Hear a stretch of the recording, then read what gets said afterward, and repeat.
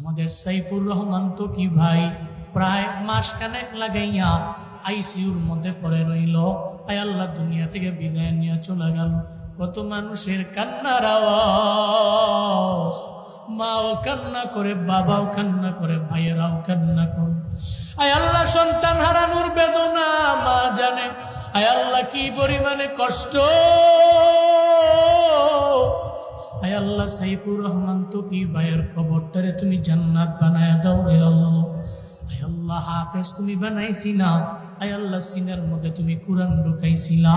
আয় আল্লাহ, এই মানুষগুলোর কবরের মধ্যে তুমি জাহান্নামী কোনো গজবের ফিরিস্তা পাঠাইও না। আয় আল্লাহ, কবরটারে তুমি নূরে মুনাওয়ার বানায় দাও রে আল্লাহ। আয় আল্লাহ, নবী রওজার সাথে যোগাযোগের ব্যবস্থা করে দাও মালিক। ও দয়ার রব, আয় আল্লাহ, তার কবরে তুমি সাপ পাঠাইও না। আয় আল্লাহ, তার কবর তুমি জান্নাতের বাগান বানায় দাও আল্লাহ।